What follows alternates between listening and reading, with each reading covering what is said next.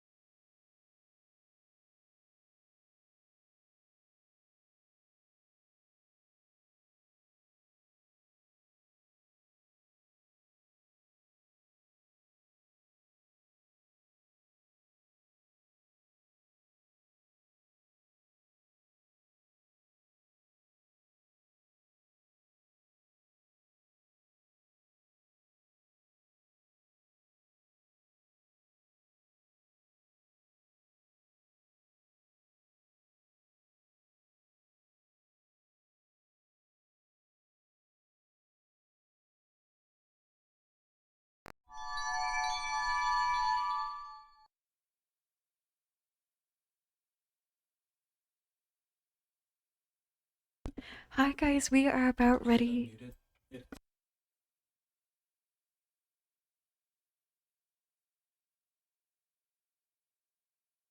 Hi guys, we are about ready to start Toon Talks. Welcome. We're going to be going over some notes from one of the books that I first recommended today. So we've got like a little presentation we're going to go over, and I'm really excited about it. Let me know if anyone has any questions before we begin, and we're going to work on getting that pulled up, okay?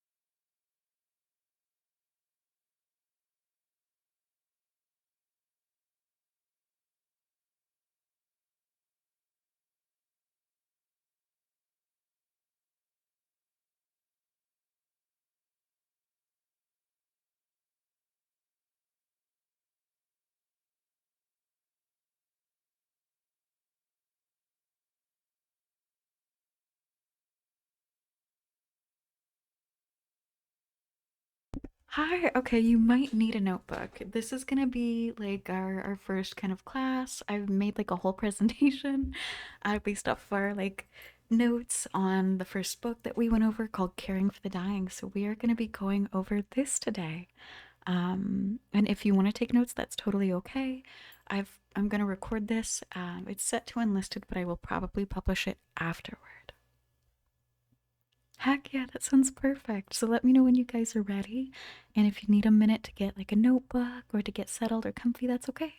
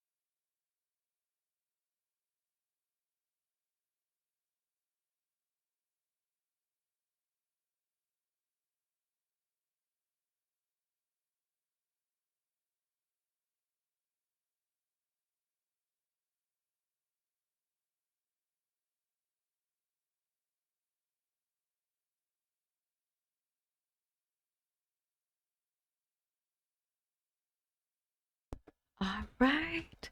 So let me go ahead and start then, and we will begin. So this is what we're going over today. It's Caring for the Dying, the book notes. So we're going to start with the intro about what this book is. So Introduction. Caring for the dying describes a whole new way to approach death and dying. It explores how the dying and their families can bring deep meaning and great comfort to the caregiver at the end of life.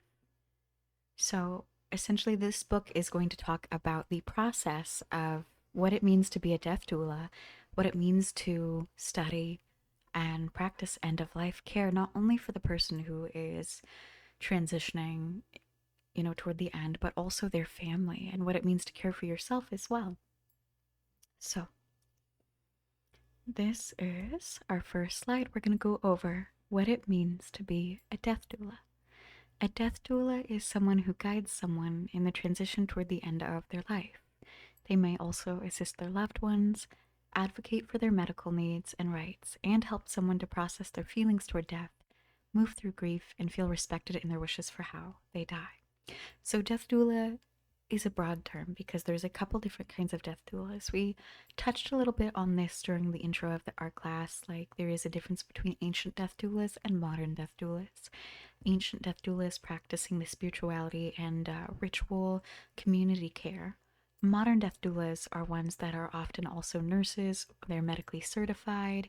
They go about the process of like medically advocating for people as well as providing like end of life care, as in the medical care that is needed at the end of someone's life.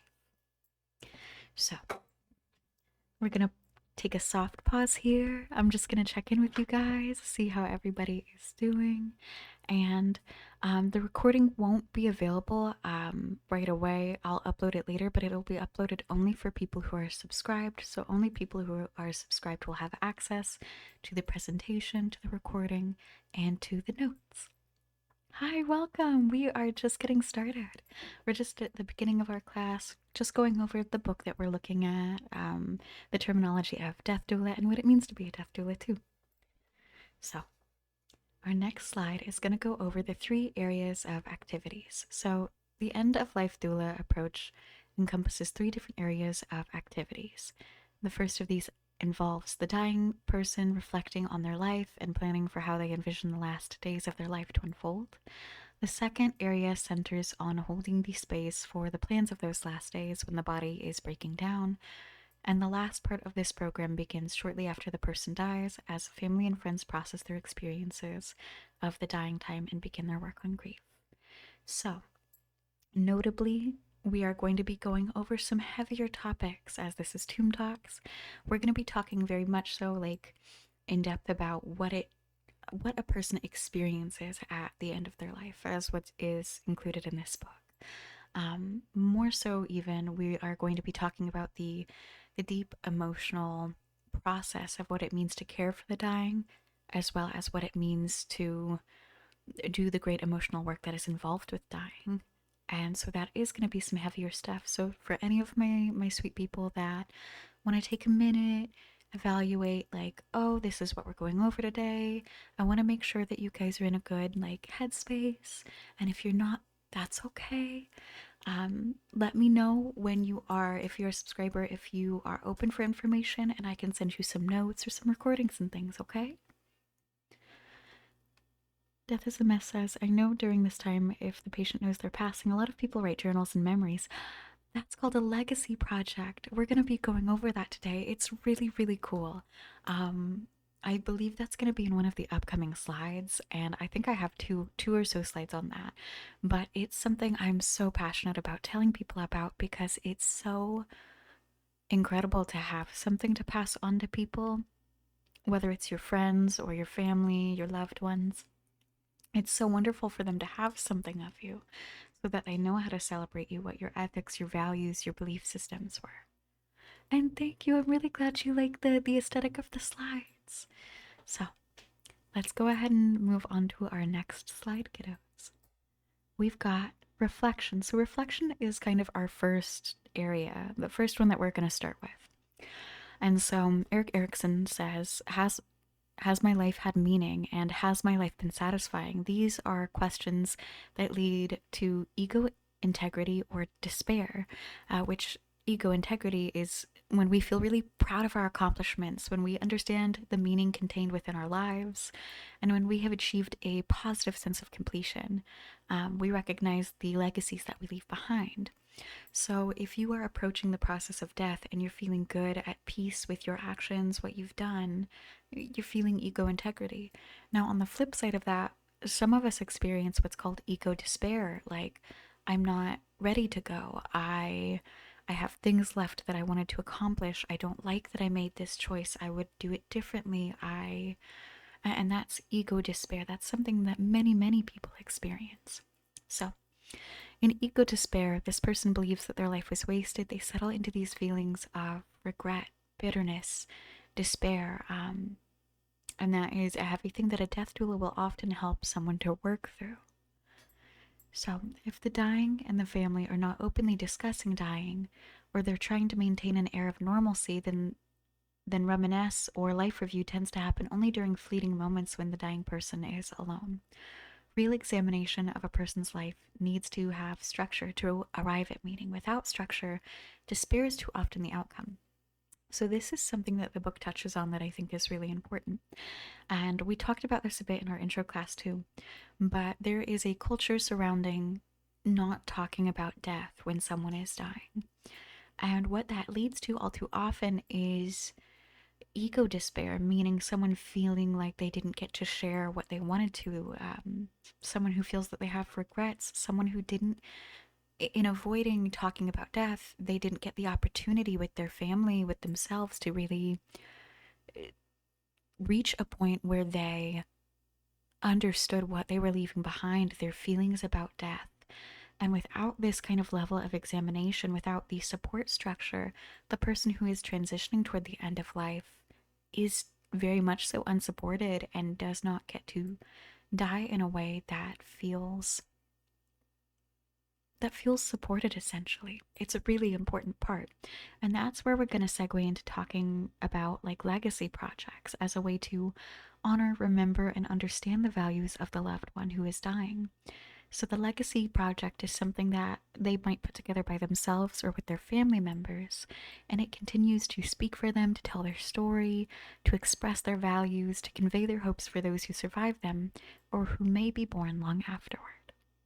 And I'm going to do a soft pause. Does anyone have any questions?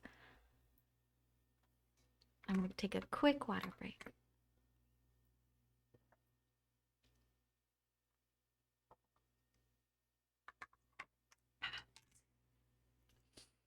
I know that there are a lot of slides here. I believe we have, let's see, we've got 33 slides to go through. And that's not even everything. So, but this was just kind of the first part. If it is too long, as we're kind of navigating and working through it, we can always break this one class up into like 4 chunks and talk about different areas of that if that is comfier. But we'll see what we can cover today. And I want to make sure that you guys feel really supported because we are going to be talking about some heavy stuff. So, soft check in. How's everybody feeling? Remember that when we learn about death, it is a very emotionally draining process. It can be exhausting. So, make sure you've got like some comfy clothes. Make sure you've got some water. Make sure you got a little snack, okay? And I'm going to set a timer for us to check in with each other about every 15 like 30 minutes, and we're going to take like a soft pause, a little break, and I'm going to make sure that you guys are taking care of yourselves as you're learning, and then we'll just do little check-ins. I can answer any questions, and remember, if you want to message me privately too, I've got those like I've got Discord pulled up and you guys can message me, okay? All right, kiddos. I love that you guys are getting to play Pokemon too. That's got to help a little bit. I find this is the most important thing to cover because the fear of talking about death in a lot of families don't see how therapeutic it can be to discuss this. No, exactly. And that's where I want to pause and really connect with you on that because exactly. And we see this a lot. It's not just a culture surrounding a fear of talking about death, it is a culture of fear with experiencing people who are experiencing crisis. And the thing is when we are approaching death, that does feel like a crisis. It's scary. It's It's such a big experience. Um, and a lot of the time when people experience crisis, we'll notice other people turn away from them. They get uncomfortable. They don't want to be around that person because they almost treat, instead of seeing that person as they're approaching death or they're experiencing hardship, as, oh, this is my community member in life, I should support them, I should be there for what they need right now and hold space for their big emotions. It makes sense they would feel this way and I'm here for them.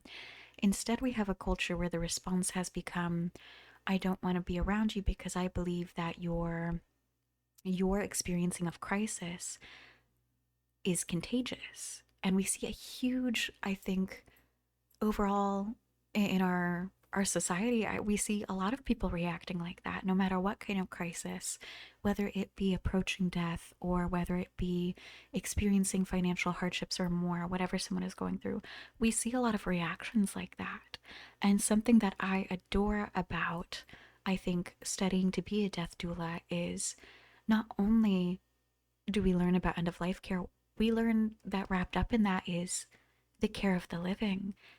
And if we're not caring for ourselves kindly and others kindly and working through our traumas and working through all of these things as we are living, well, that factors into how we die as well. Very much so. And that's something another one of the books that we're going to be covering next week is going to go over too. But oh, welcome back, Casey. We were just kind of chitter chattering, and you guys are welcome to. I can turn on the VC in the Discord as well. I can, like, I'm reading your comments really actively. Feel free to chitter chatter at me, ask as many questions, leave comments if you like, and we'll just kind of talk through each part of these slides and go over stuff together, okay? Hi, Laura.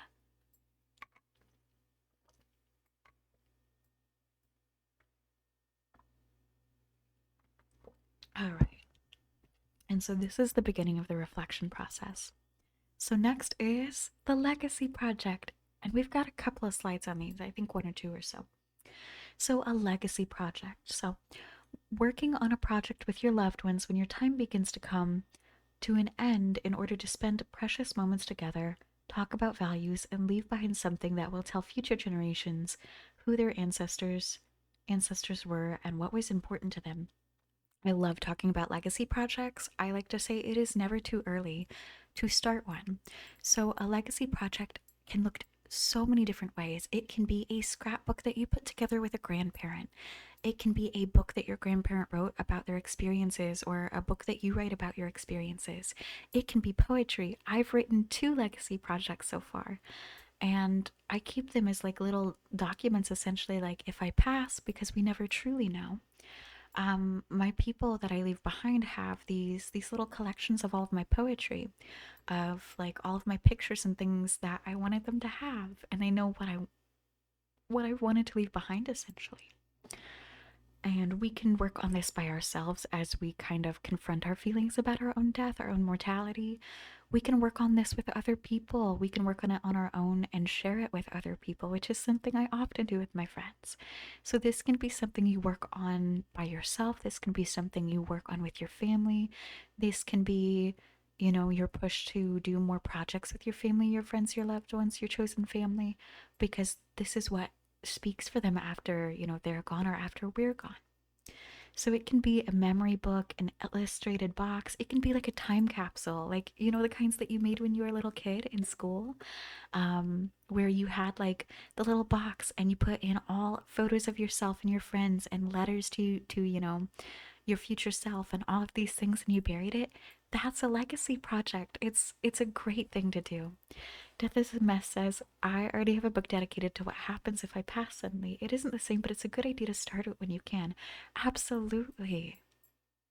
So it can be an audio, it can be a video. I think, honestly, when I am looking at social media nowadays and I'm seeing like all the Instagram like profiles and all of the different photos tracking people's lives and all the mini vlogs on YouTube and all the mini videos on TikTok, those are legacy projects. And as a social media like content creator, when I'm looking over my content that I'm creating, not only am I thinking about when I'm publishing things, um, Is this just something I want to post in the moment? This is a time capsule essentially. This is a legacy project that people are going to look at after I'm gone. And this is going to be, the essentially the ethics, the values, the feelings that they're going to associate with me and that I'm going to be known for when I go. And so when we look at things through that kind of lens, it's really, I think it changes our perspective, and it always makes me smile a little bit because I'm like, oh, um, I imagine like people looking at things like that and remembering people in those ways, all the little photos, the things they loved. So that's why I like to encourage people take photos. Post what you like and don't let anyone else tell you that you shouldn't. That's your legacy project. It is a beautiful dedication to what you enjoy with your time. And that's okay, Kitty Bug. You can pop in and out, whatever you need to do. I know this is a heavier topic for us today, so you do whatever you need to do, okay, Angel? Oh, I have pots. So I have salt on there because I have to continuously like have salt, like up to 3, 4 teaspoons of it a day, so that my body can maintain like hydrating. Okay. So the kinds of legacy projects people create are limited only by the imagination and the creativity of those involved. Over time, these legacies become deeply valued family treasures, like a grimoire. If we think about it from a, you're gonna send me a little salt block.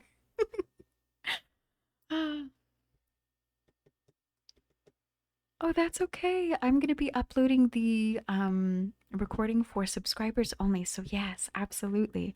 And I'll be able to upload the presentation for Baby Bugs as well. So, the kinds of legacy projects people create are limited only by the imagination and creativity of those involved. We kind of mentioned like a grimoire, kind of like a family heirloom, to reconnect with the person after they've died and re engage with the meaning that they've identified. Mason is recently noticed the company's accounting records significantly overstated the amount of inventory on hand, leading to an overstatement of assets that the. Oh, no, you're totally good. I was like, huh? That's okay. Here, let's. I got you. I got you. Of course, it happens all the time. Don't stress about it. I've done that so many times in a stream. So a legacy project does more than express meaning. It preser- it preserves someone's personal history and therefore their family history. It also gives the dying person the opportunity to exercise more control over how they spend their time in the last months or weeks of life. Loss of control over many aspects of life is a common complaint in severe illness and approaching death. So, any way you can return some measure of control is therefore very helpful in the emotional state of the dying person, and it improves their quality of life. That's okay. All right. So then this is another slide that just goes over a little bit more about legacy projects. So again, they can take the form of a book, a box, a scroll, a series of letters is a great idea.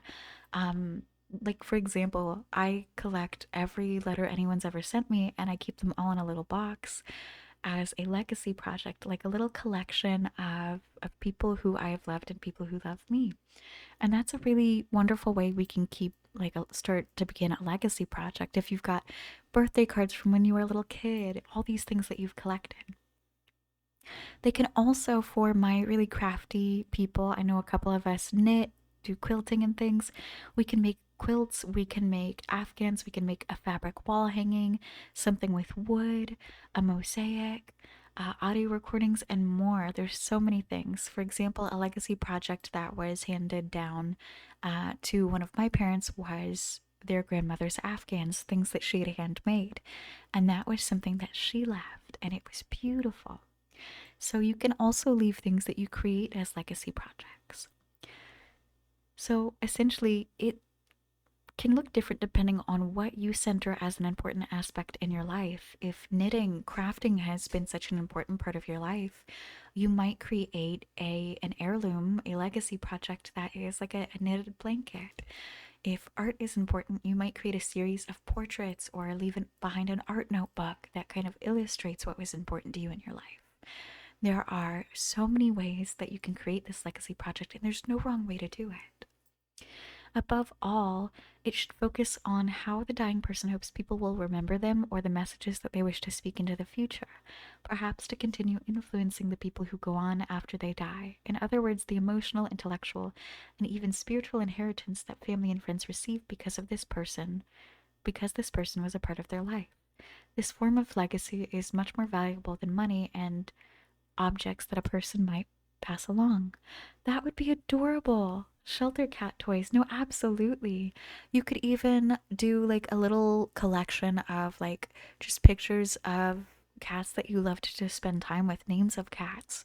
And so if I were someone that was receiving like a project, a legacy project from an ancestor, and you had put together something that was talking about care of cats and animals and pictures of you like with these little animals and things, I would think my ancestor cared so deeply for animals. And so, what I inherit from this person is the belief that we should volunteer our time to go care for animals, that cats are an important, like, animal to my family members, that my ancestor believed that we should always be kind to like living things and more. And so, I think what your descendant would get from that or your friends after you, I think they would be inspired to go volunteer at like cat shelters more, especially if that was something that was important to you. And I think that's beautiful. I think that's a perfect legacy project. All right. So we're going to get on to, after we have the reflection phase, we've got our second phase. And this is going to be the planning phase. Now, this is a longer section. The planning phase is a big one. This is where we're tackling like not only planning how we're dying, not only helping this person as a death doula understand what are their wishes for how they want their bedroom to be kept, for how they want to be cared for the medical services. But we also help them plan for, okay, how do I want my funeral to be held? Who do I want to be there? What religious practices do I want involved in my care as I'm dying and my care after I'm dead? And more. So this is a big part of the death doula process, but it's not the only part, and we're going to go over that too.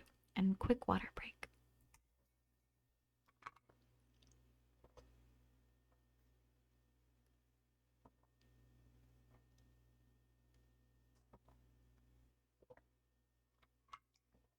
Okay.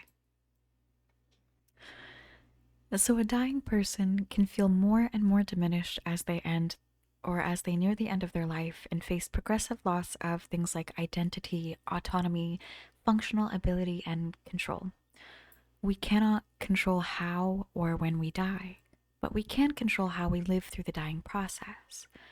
And that's why speaking openly about the process of dying, making vigil plans, making plans about where we're going to die, making plans regarding medical interventions like do not resuscitate orders, making plans about the nature of the space and the atmosphere around the bedside, and the kinds of interactions we want to have or our person wants to have with caregivers and visitors that they want is really, really necessary. Oh, that's okay. Absolutely. And one moment, angel babies.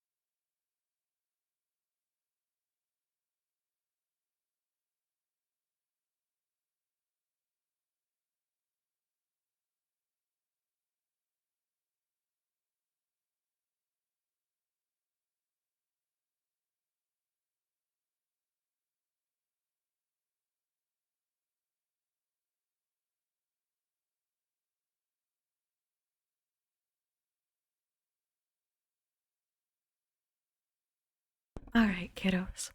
So, that is why it's so important to talk openly about the process of death because someone who is dying needs to feel supported as they are facing like loss of mobility, and as they begin to struggle more with their mental health and consciousness and functionality and control and more. They need to feel heard and seen and loved and supported as they are all throughout this process. And that's where we have to learn, as death doulas, if you're studying to be a death doula, um, comfortability with someone who is in the throes of dying, who is experiencing crisis, and that's hard for some people, and that's why we have a lot of classes and books and support groups on how to hold space as death doulas and as people who work within the realm of death. And hi, Wumpawoosh, we're doing a little class. Welcome. So let's talk first about setting up the space. So when you're a death doula, you are working on creating a space for someone. So as they're dying, some people want to have deaths like in hospitals, so they might be in a hospital, they might be at home.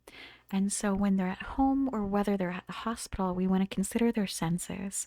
This is something that death doulas advocate very much so for with their clients. So we're going to think about their bed. We're going to think about like what's surrounding them, what they're exposed to in sensory ways. And this is something that another book, just to kind of like bounce off of that idea, another book called Ancient Death Doulas considers, and it's all about how we need to consider the spaces that we're currently lived in, how we're currently living our lives, and how we currently have our bedrooms. What are our rituals, our processes for upkeep? Because that is essentially the space we can possibly die in. And I think that's a beautiful point is, and the author makes the point of how we live is how we shall die. And that's why it's so important to accommodate ourselves and to create a space that is functional, that is supportive, that is kind. And so we consider the senses. So many choose a space where they feel safe, comfortable, surrounded by memories of their life like home. In the case they must pass while hospitalized, loved ones can bring in photos and items that remind the one who is passing of their journey. They should be surrounded by what is most important to them. So, for example, you might, as a death doula or someone who is supporting a client or a family member who is passing, you might bring in tons of photos from their house, family photos, photos of like places that they loved if they were a traveler, and you might set them up on like a little table in front of their bed so that when they're able to be conscious, when the person who is passing has their eyes open, they can see these photos. And that's important to consider is the final glance. What is in front of their dying bed? What is in front of your bed is an important consideration. What is the first thing you see when you wake up in the morning? And what would this person's last thing they potentially see be? So we also want to consider lighting. What is the light in the room like? Is it day? Is it night? Does the person that is transitioning toward death want strong natural lights, shaded lights, soft honey-colored lights from standing lamps at night, strands of tiny blue or white lights strung along the ceiling molding? And what about candles? The kind that you light with a match or battery operated? So that's where we would even consider as just personal preference, and as people who, pass are often, so many of us are neurodivergent. We have clients often that are autistic. Lighting and comfortability with the process of dying is important. Not only do we have like people who are neurodivergent or clients who are autistic who are transitioning toward death, but we also have to keep in mind that the process of dying is overstimulating. It's incredibly overstimulating. So, making these considerations of lighting and sounds and fabrics is important because we want to make someone else feel as comfortable as possible. And so, when we consider sounds, we think, does this person want jazz, new age, classical music? Do they want quiet? Do they want nature sounds, train whistles in the distance, live singing? Do they want the sound of their loved ones' voices? What would make them feel most comfortable? And to consider for you guys when you're thinking about how you're living is how you're dying, I want you to consider what sounds make you feel comfortable. For my partner, she adores jazz and rain sounds. For me, I adore jazz, I adore classical music. I I like sounds of the ocean. And these are things that I would want to be surrounded with. But even more so for me, I like the sounds of people's voices that I've loved. And that's something to talk about, to consider. And when you think about what you want to be surrounded with, this is where death witchcraft, where death doula, where end of life care really, I think, goes hand in hand with shadow work. When we realize what makes us most comfortable and what we want to be surrounded with. For me, this made me pause and think, what do I deny myself as I am living? And so, if you are not spending as much time as you might around your friends, your loved ones, things that you love, this is also an encouragement for you to pause and be like, I should be surrounding myself with the things that I love, things that make my life feel comfortable and safe and wonderful. And that's something to consider too. And then we want to consider smell. So anything from the smell of roses to lavender scented diffusers to sandalwood incense, orange scented candles, or the natural smell of the earth. For a lot of us, it's petrichor, the smell of old books, the smell of trees through an open window. What are some smells that you would want to smell? What makes you feel safe and comfortable? And these are all the sensory needs that we need to accommodate or look at or consider as we are dying, as a family member is dying, as if we're a death doula, as a client is passing or transitioning toward death. And so then we have some other areas to plan, such as who do they want around them? Do they want to be touched or not at all? What kind of verbal interactions are they comfortable with? And so as a death doula, it's also important to advocate not just for the medical and sensory needs of the one who is passing, but also for the interpersonal relationship boundaries of a client. So we want to make sure that they're respected with whether or not they want to be touched or not at all. If they have certain people that they don't really want around them, if they don't want to be exposed to certain materials, certain things, we want to make sure they're very supported in that way. And doulas can often offer an outside perspective that can help people to better advocate for someone who is dying, because doulas, it's our job to notice things that need to be done in order to ease the process. And one moment for a little water break.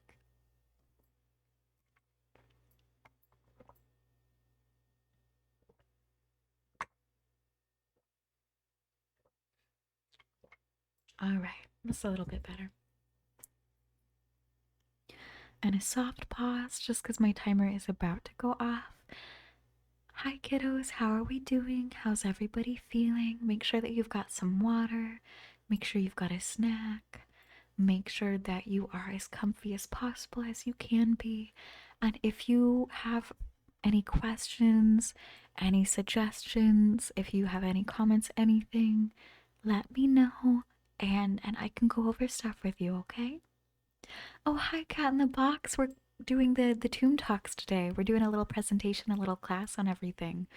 We're covering some pretty intense stuff about like considerations of death doulas and end of life care.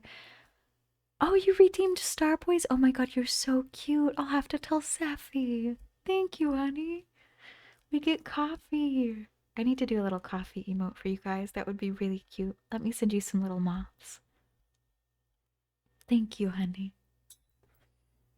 All right, kiddos. Oof. So then starts the next area, and we are gonna take a pause. This is your time. Go refill your water. Are these recorded? Yes, but they're uploaded privately for those who subscribe. But I can also give notes. I have like Google Docs. I have a couple different like ways that we keep track of notes. I have a Google Doc for those who like to read. I have it broken down into this, which is a little presentation for those who like. Personally, I like it when it's broken up a little bit more.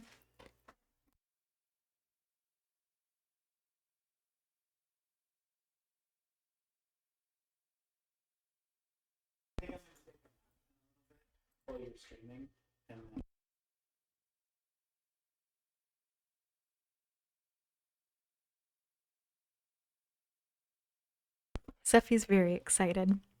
All right, kiddos. So we have the vigil. So this is the stage that begins when a loved one is in their final stages of dying. And we're going to segue into this part next. We're gonna take a minute. I'm gonna go refill my water, and you guys take a minute, go refill your water, and we'll come back in like 3 minutes or so, okay?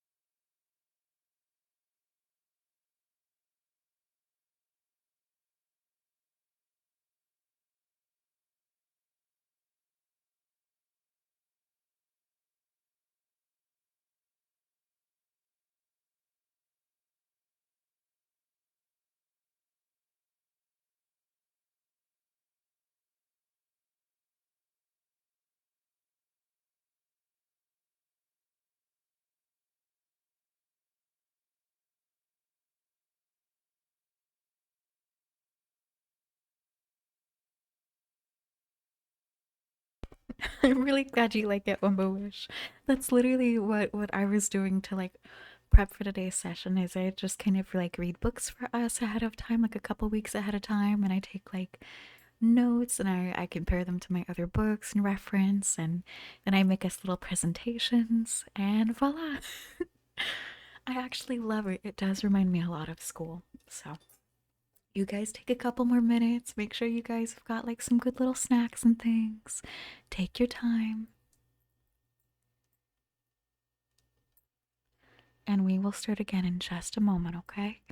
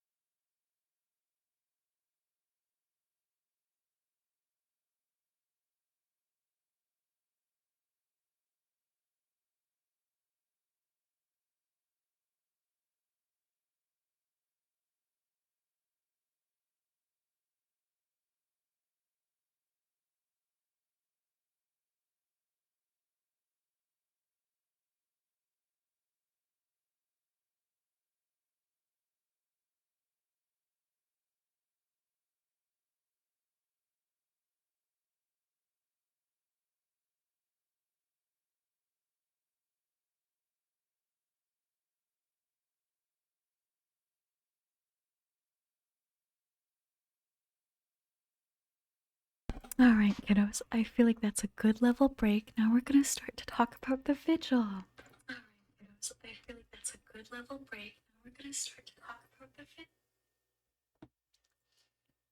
Okay, so this stage begins when a loved one is in their final stages of dying. The doula will hold space for the dying and the family present. They must stay alert as the dying process for each individual is different and should be honored, therefore, differently. So they may console the family by offering a gentle hand squeeze, a hug. And this is, I love talking about the ethics and the emotional processes of death doulas. We do not judge feelings, responses, or behavior. And there's something, a quote that I'm often reminded of when we cover this part in learning about what it means to be a death doula is we don't judge someone for how they are asking for help when they are in crisis. We do not, say, ask nicer when someone is begging us for help when they are being hurt. And so, in this light, as death doulas, we never judge someone for their feelings, their responses, their behaviors when a loved one is dying or when they are dying, because we're not here to judge people. We're here to hold space for them as they are experiencing crisis, as they are experiencing the transition toward death, or as they are experiencing a family member, a loved one, a friend who is transitioning toward death, or who has.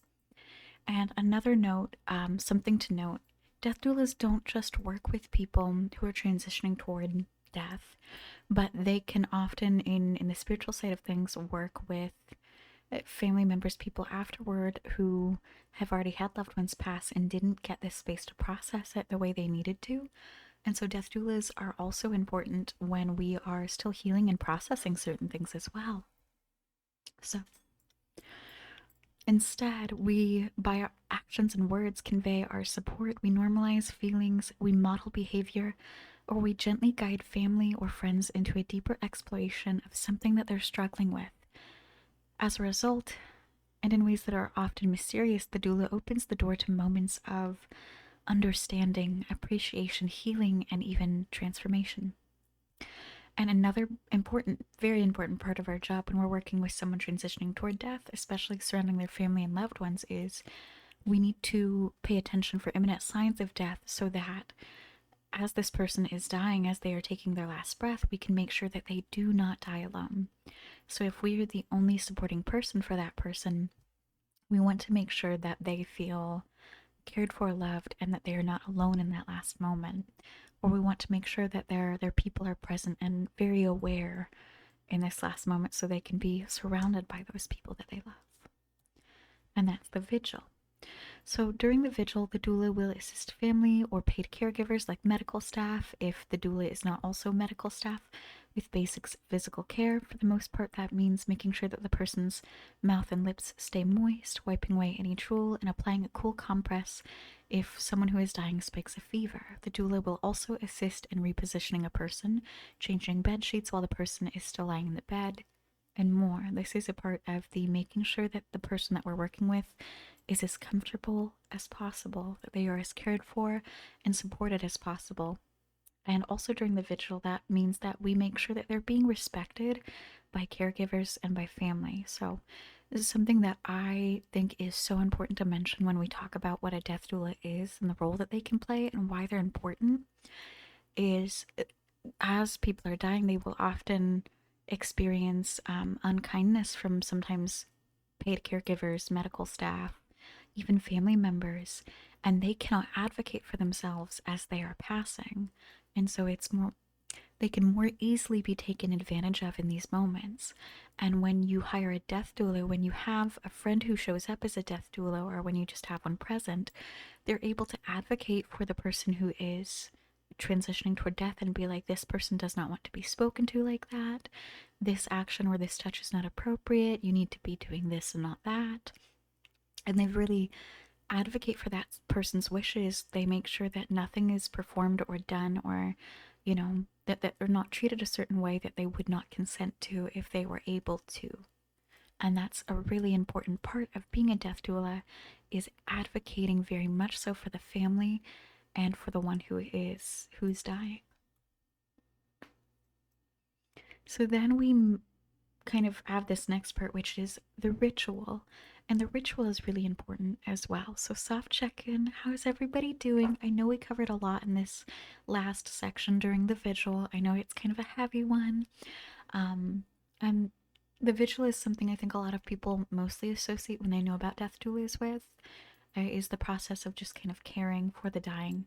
But then when we're going to be getting into the ritual and everything after, we're going to be going into some other aspects of the death doula as well. Oh.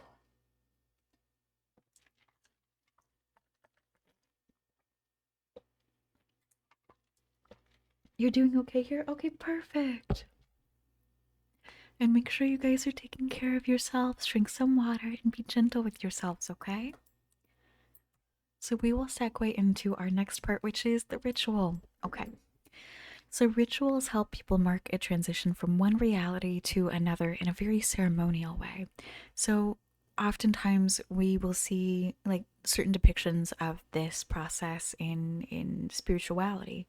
Like for example, one of my tarot cards that is Celtic themed has a beautiful archway, and there is someone passing through it, and they look different on the other side. And this archway that they pass through, and we see this archway I think often in social media, in different medias like movies and shows. It can represent death as someone passes through it in the forest. And there are many other common rituals and metaphors for this as well. So ritual brings order, even if for a brief time, to the chaos of loss. It helps people accept the reality of death and its place in the life cycle. It gives people the first opportunity to express a sense of loss, and it helps them to celebrate the life that was and that life's impact on their life. So rituals can come from personal experiences, or it can follow traditions and cultures that essentially connect the community. So a really good example was the episode on Hawaii Five-O on TV, and this is mentioned in the book. To honor a friend that died, a group of perhaps 30 people went out on the ocean on surfboards, forming a large circle. They sat astride their boards as one person paddled into the middle of the circle to release their friend's ashes. Then each person removed a lei from around their neck and threw it into the circle as well. It's a beautiful ritual, and we see this performed in many other ways as well. There are certain things that people do at funerals to best honor someone, like the tradition or the ritual of people greeting someone that has been placed in a coffin, speaking words, having a private moment with them, and each person kind of getting that moment with that person.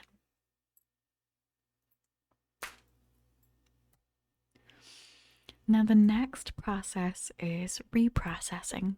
So, we know that death doulas are a part of like the ritual funerals. We know that they're a part of vigil, but this is something I don't find that people talk often about, and it's called reprocessing. And this is where a doula, 3-6 weeks after the death of someone, they come back, they check in with the friends, the family, the loved ones. They help them reprocess the experience and their grief.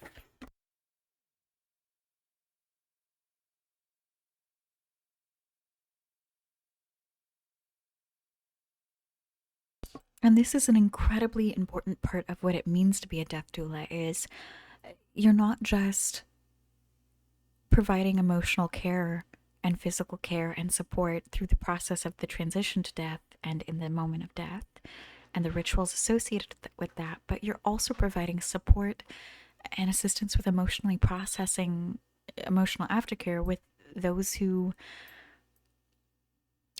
loved the person who passed, who transitioned toward death. And so the timing is intentional because at this point, after 3 to 6 weeks, friends, family, people will have stopped like bringing someone food and checking in.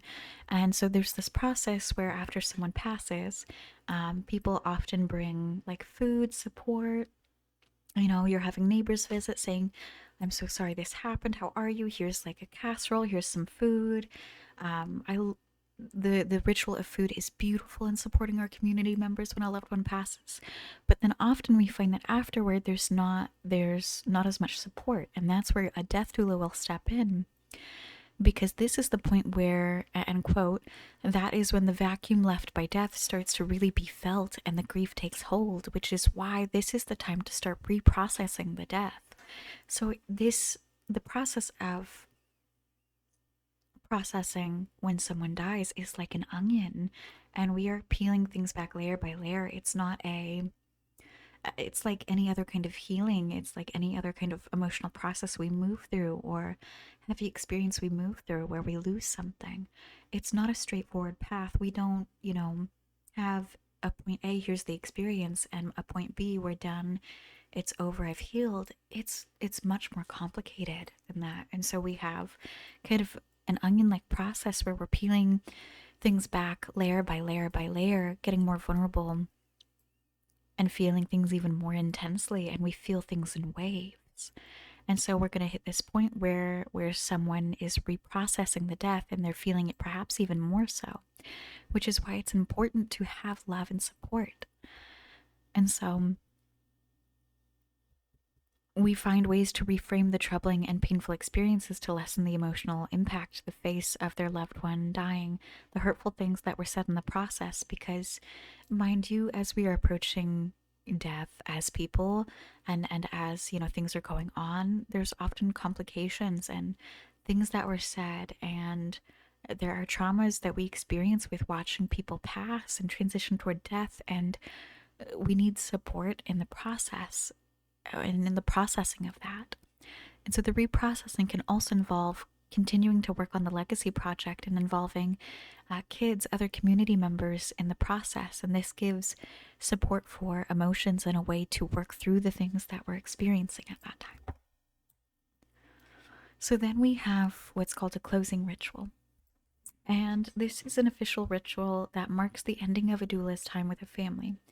So the doula goes through this whole process, the meeting interview process, the first visit, which is very important, the planning, the legacy projects. We have the rituals, the closing rituals. This is our point where we kind of come back as a death doula. We greet our family that we have worked with, or the loved ones, or the community that we've worked with. We offer words of love, support, inspiration. We might recite in certain traditions a prayer. Often we offer a written summation, a poem, something that helps support these people with what they've experienced through the eyes of the doula. And sometimes we might even put together a brief memory book with vigil stories so that they can keep that forever. And we might give the family a CD of special music that we brought to the vigil. For me, my closing ritual that I always perform, that I always do, is I make candles. And so I will often make candles like that are blue with lavender and ylang ylang and comforting scents. I customize them to each person, and I make about 20 or so of these little handheld ones, ones that you can just put on a plate and burn. And what I always say for that person to do with them is I'm like, this is your support candle, this is your support line. And when I kind of leave them with a practice, and the practice that I leave them with is light this candle, bring out your journal, sit in like a dark room, maybe with a window open so you can hear the birds, play some soft music if you need to. And I want you to let yourself feel. And I want you to think about what you need. And I want you to think about how important it is that you give yourself the space to feel and to need help and to need love and to feel support. And when you light this candle, this is your call to reconnect with yourself and to practice self-care and to take a moment to ground yourself and check in. And leaving someone with this practice of checking in with themselves, of self-care, the ritual of lighting the candle to honor not only the person who has passed, but themselves, is so deeply important. It's something that I myself practice. And so everyone does something a little bit different. I leave candles for people. And now we're going to get into, this is a whole different section where we're going to talk less about the process of a death doula, and we're going to talk a little bit more about not even quite the shadow work side, but the emotional processing that goes into transitioning toward death and holding space for family members, loved ones who are transitioning toward it. So, soft pause. We just kind of cleared a big section. Does anyone have any questions?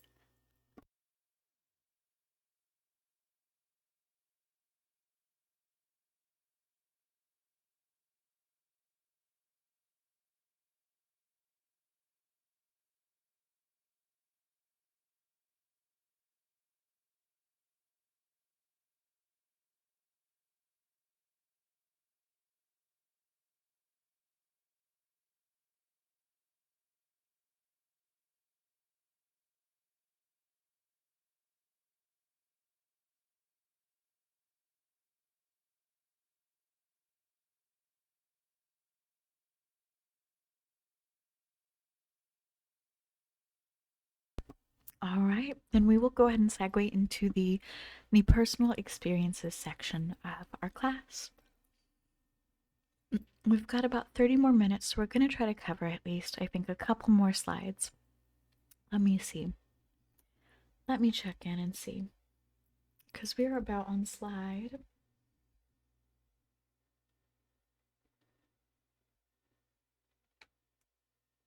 16 out of 33.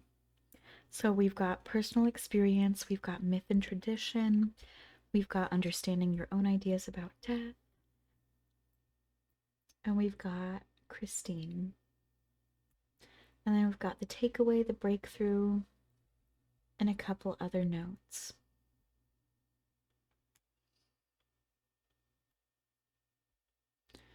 Okay, so I say that we are gonna probably at least make it to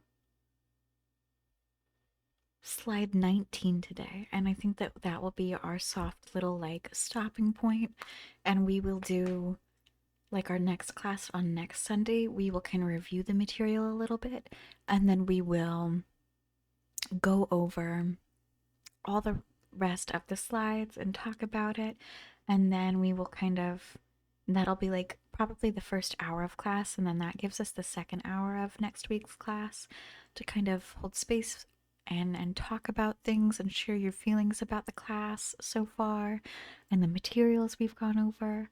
I think that's what we'll do. I'll make a little note for that. How does that sound? And thank you for redeeming Strunch and Crunch. Ooh, my bones really did crunch.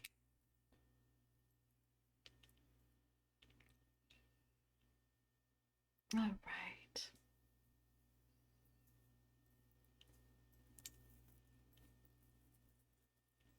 So we will cover about 4 or so more slides before we pause for today. I'm going to open up the VC. You guys can talk a little bit about stuff, or you can type in things.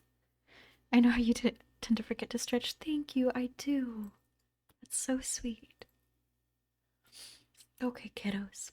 So we've got next personal experience, and you'll often hear me talk a little bit about the death doula's approach to shadow work.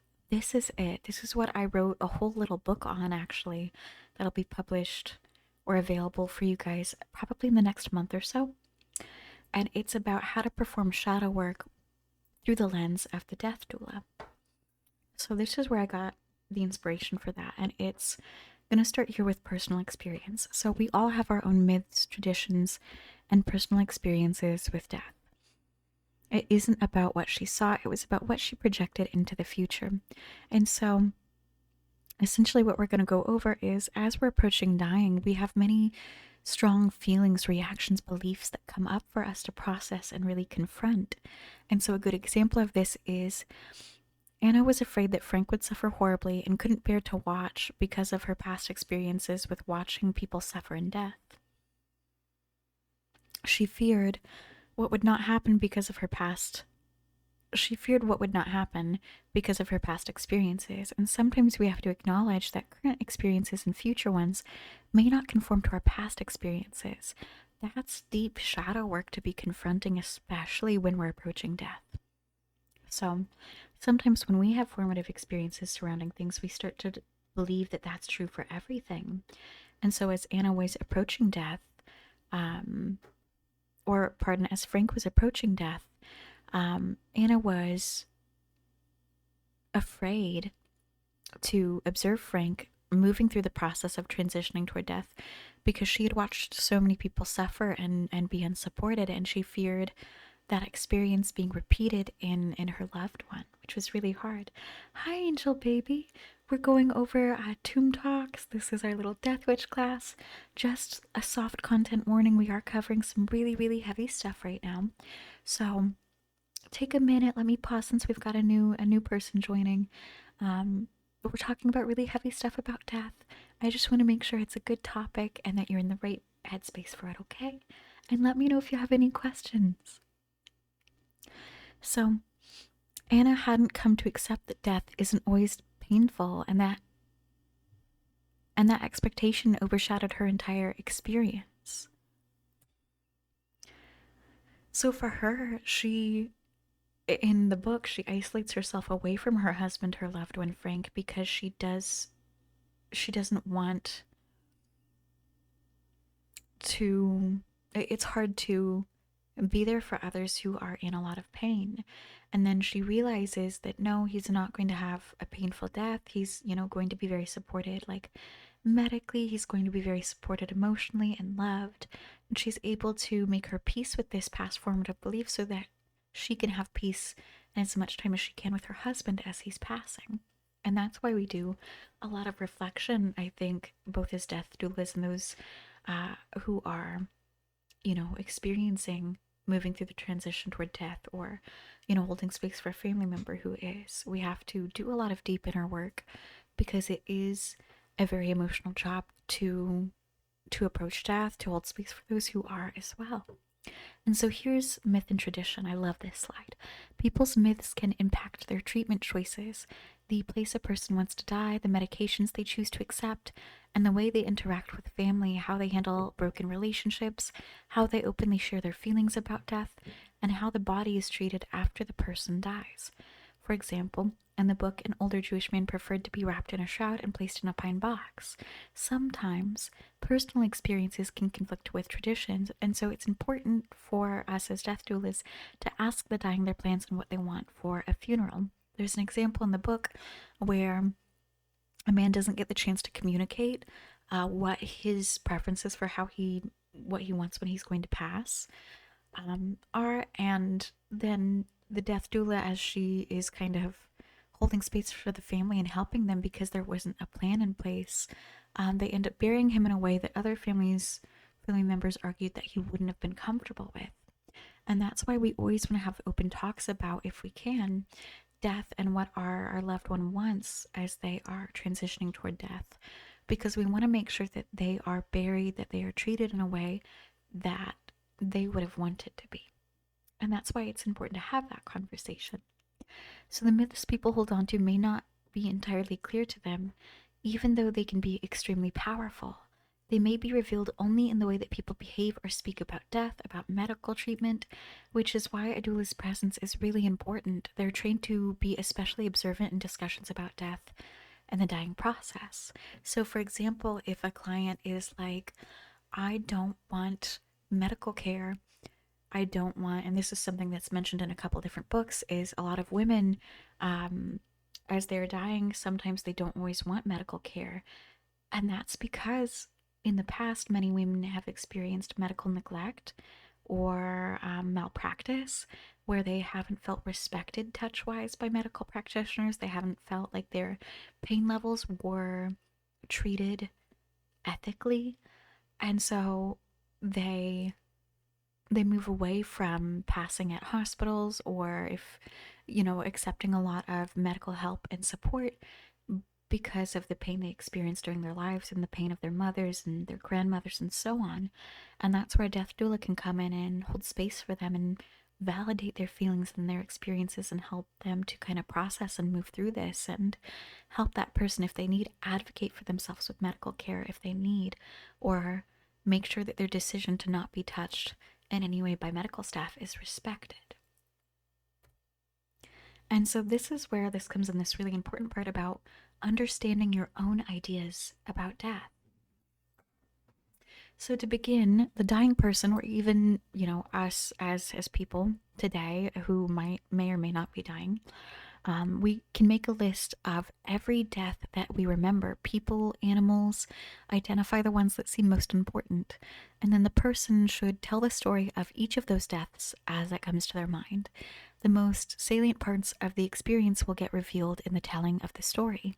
So, as you kind of write down, as you think about death and deaths you've been around, I want you to just write down like the first three that pop into your mind. And then you're going to take those and think about what troubled you or enlightened you about the death. How might that death essentially influence your beliefs today about how you'll die or how you want to die? Were there cultural or religious beliefs you saw playing a role in this death? And how do you feel about them now? How did this death affect other close family members and friends?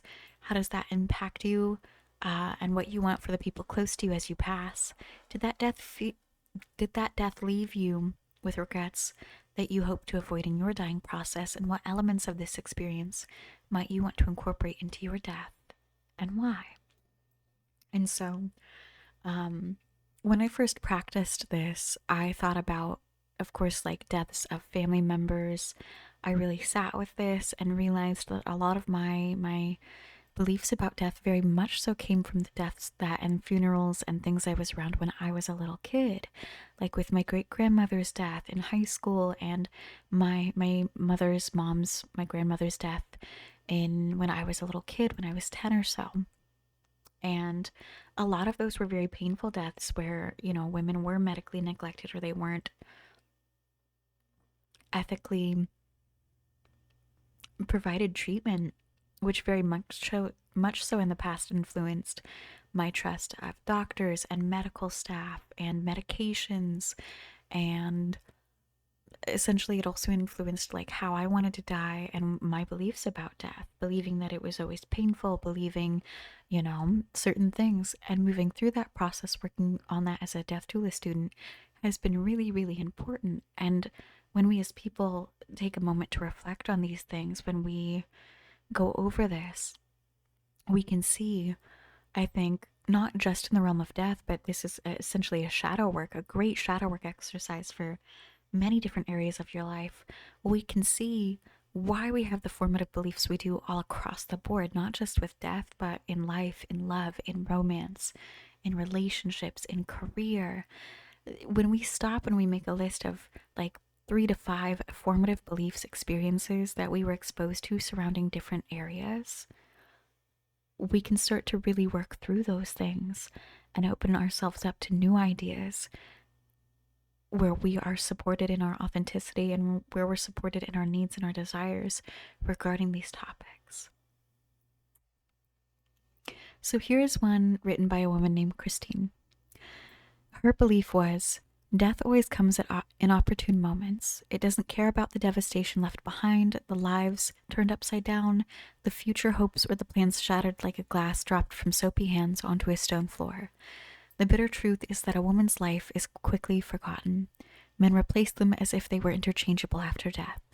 Soon, the world doesn't even know they existed, and their mark on other lives evaporates like the moist impression of a kiss on your cheek. So Christine was angry at the way that women, her mother-in-law, had been treated, and was angry because she felt that this was going to be her fate too.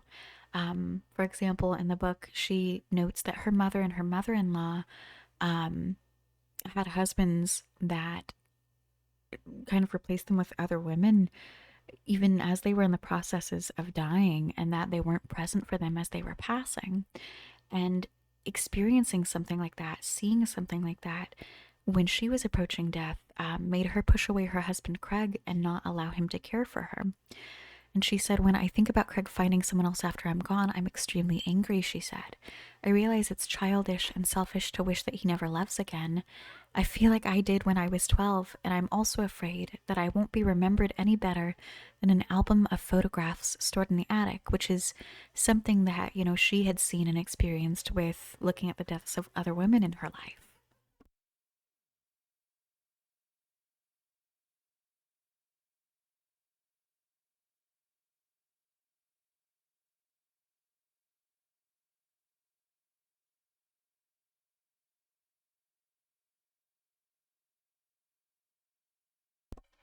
And so she also realized that these feelings of anger and fear had been subconsciously playing out in the way she responded to Craig's efforts to care for her.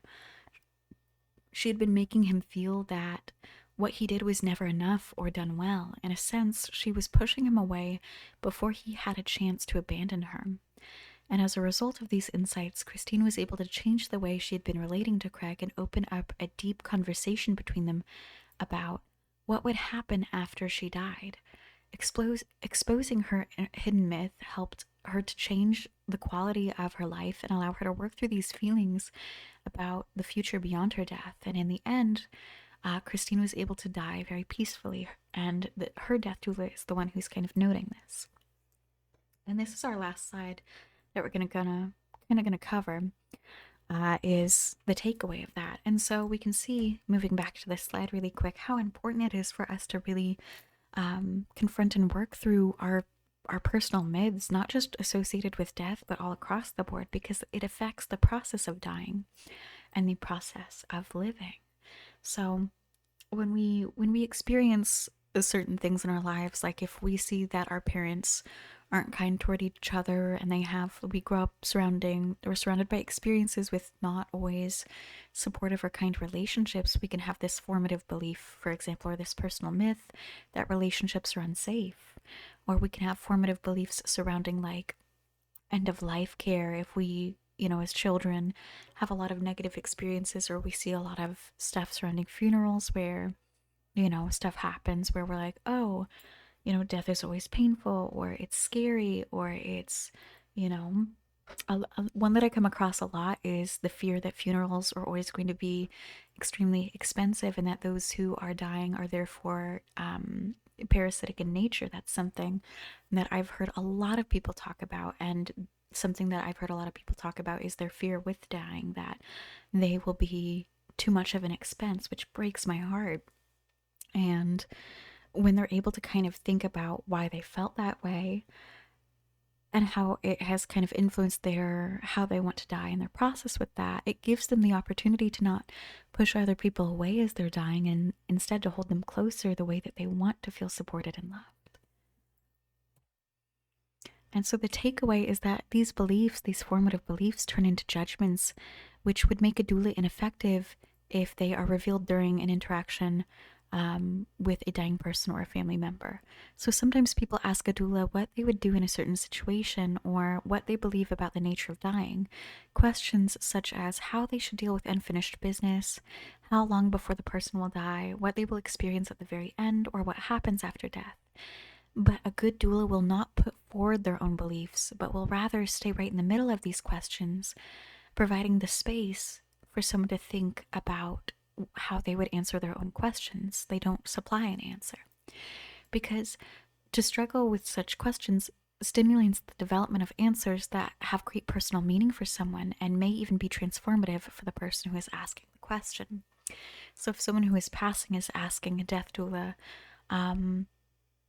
what will we experience at the very end and what happens after death? A death doula should never force their beliefs onto the family member or the person who is passing. We always hold space for that person to find their own answers that resonate with them, and we respect that person in their process of dying rather than influencing them in any way, which would be viewed as unethical. And this practice, I believe, is also really good to be utilized all throughout our lives when people are experiencing, certain things and seeking answers. It's better sometimes for us to hold space for people to find their own answers that they best resonate with, that are going to make them feel supported in these moments. And that is kind of the end of our presentation for now. We have a lot more slides, but we're going to be probably going over those next week, next Sunday, and we're going to open up kind of a group discussion and everything. So let's exit really quick. And let's pull up Tomb Talks again.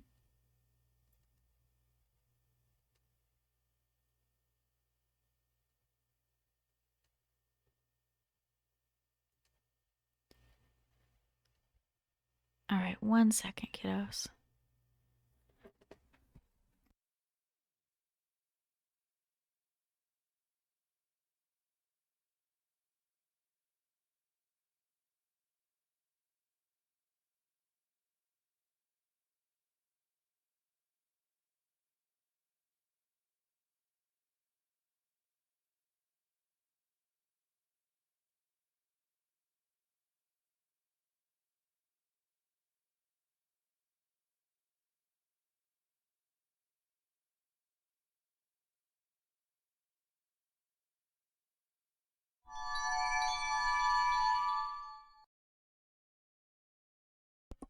Okay, so this is kind of the end of our class.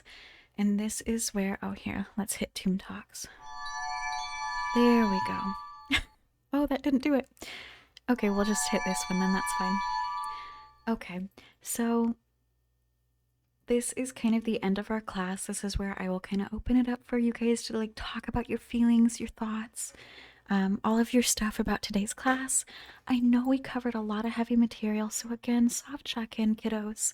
Make sure that you are drinking water, make sure that you've got a little snack. We're going to be playing Animal Crossing tonight as some emotional aftercare for today. That way, we can make sure that everyone is so loved, so cared for, and feels loved and supported in these moments. So that is today's session. Make sure you're taking care of yourselves. And for the next couple minutes, five or 10 depending, I want to open the space for you guys to just talk about your feelings. How did we feel about the presentation today? How are you guys feeling about the class so far? Is there anything you want to see more of? They are recorded, absolutely. The recordings are available for subscribers.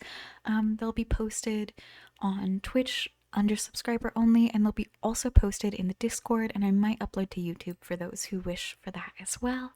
And then I'll also be linking the presentation in the Babybug Discord for you guys too.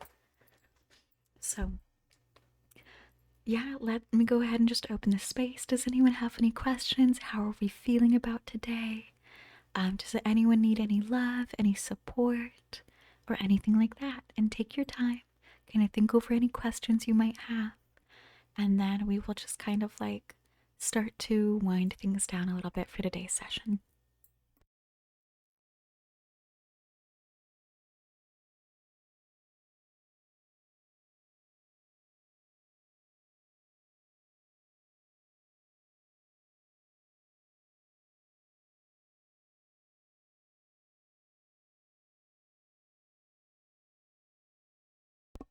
Oh, of course. And let me know if you want to talk about that. I would love to hear about that, cat.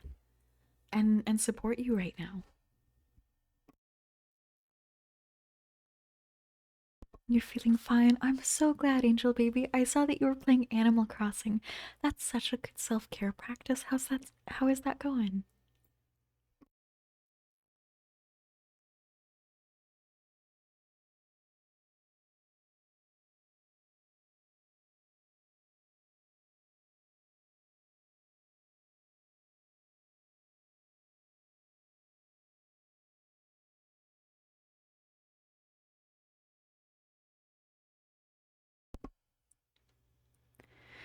Like, do we respect the person's beliefs more and follow that, or do we follow the family members if it's different? That's a great question. Okay, so if we're a death doula and we're working with a client who is able to communicate to us completely, like, this is what I want, this is what I prefer, we have them write it down, we make sure that it is completely like their will. And we respect our clients more so than like if afterward their family members are like, no, I want something completely different. We make sure that the person is respected with how they want it to pass rather than, rather than a family member coming, out and wanting to change how things are. That's why we make sure that we have it put down in writing, because this is something that comes up often for death doulas. For example, something that I've come across a lot is that I'm very protective of is I have worked with a lot of people as someone who's studying to be a death doula. I've had a lot of conversations with people who were trans, LGBTQ, or so on. And of course, we want specific names on our graves. We don't want our dead names on our graves. We might not want a funeral or, things that are in line with our family members and how they wanted things and how they wanted to remember us. We want to be remembered the way that we want to be remembered, with names that we lived by, that we chose. And it's so important to have a death doula who can advocate for you, protect you, and make sure that you've got, everything written up. This is how you wanted to die. This is the name that you wanted. This is the kind of funeral that you wanted to have. That way your wishes can be respected. That way you have someone to advocate for you. Because a lot of the time we see families kind of swoop in and bury others, remember them in ways that disrespect the way that they lived and their wishes. And so that can be a dilemma, is do we follow the family members or do we follow the person's belief more? We follow the person's belief more in my book, but this is as someone who's studying as a death doula through the lens of caring for non-binary trans people for the most part.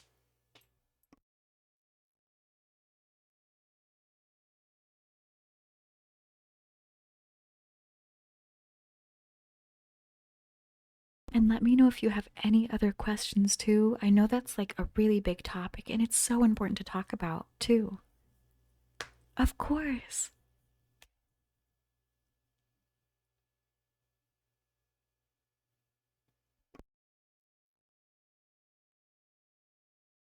Oh, I'm so sorry you had to restart your entire game. Oh.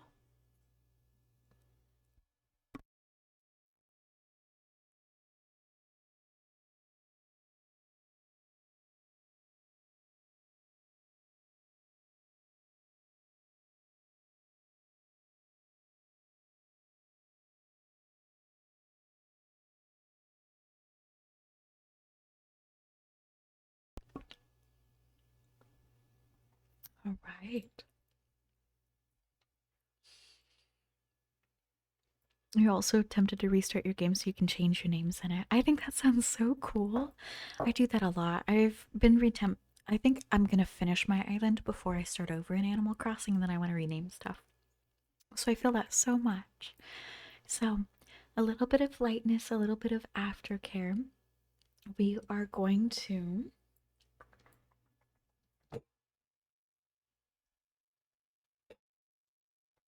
pull some soft little affirmation cards and things, okay? So let's get some soft affirmation cards. What do we need to hear?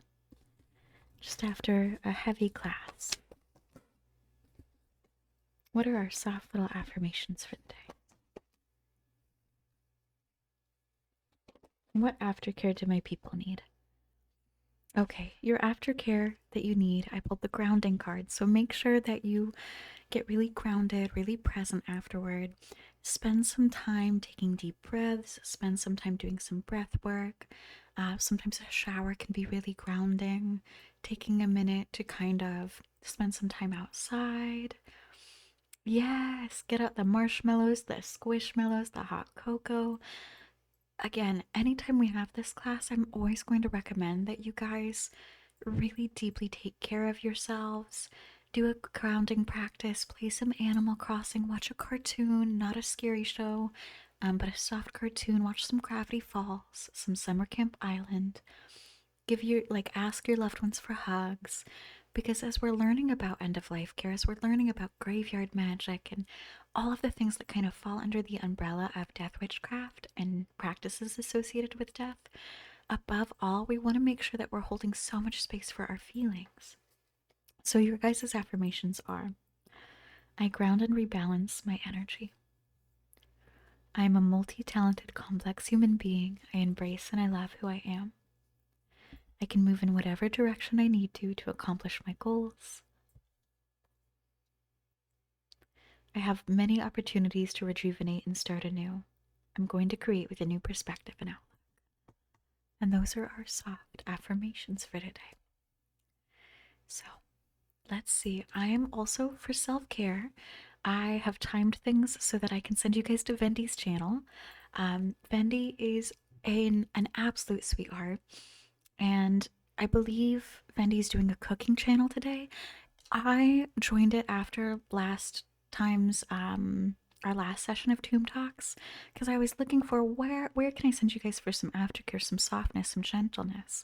Fendi does a stream about cooking that's got jazz music. It's so soft. It's perfect for self-care after a session like this. So that is where I'm gonna send you guys. We're gonna raid Fendi. And you guys can put this. It's a frog and raid,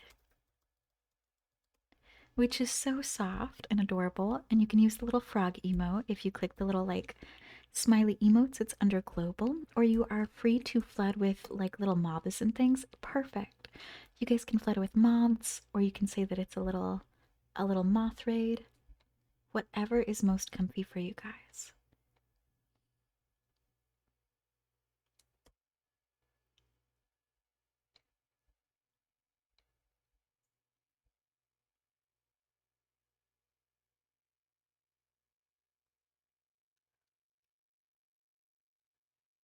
I know, isn't that so soft? We're gonna send you to Vendi. So I think that's gonna be perfect for self-care for you guys. Thank you so much for joining today and for talking about this heavy topic and being so open to learning about stuff. I will be linking the presentation after our second class so you guys can make little notes, so you guys can make your own little like note documents if you like. And remember, you can always reach out to me privately on Twitch, on Discord, on wherever is comfiest for you guys. And you can ask any questions you need or ask for any support, okay? So remember, we're doing it's a moth raid or it's a froggen raid. So like this. Just like that. And you are welcome to copy that and just paste it as well. So for those who are still in the room, I'm going to go ahead and set you guys up. We're going to send you to Vendi and say hi for me, okay, kiddos? So we are going to be sending you guys there in 10, 9, 8, 7, 6, 5, 4, 3, 2, 1. Good night, kiddos, and thank you for hanging out with me.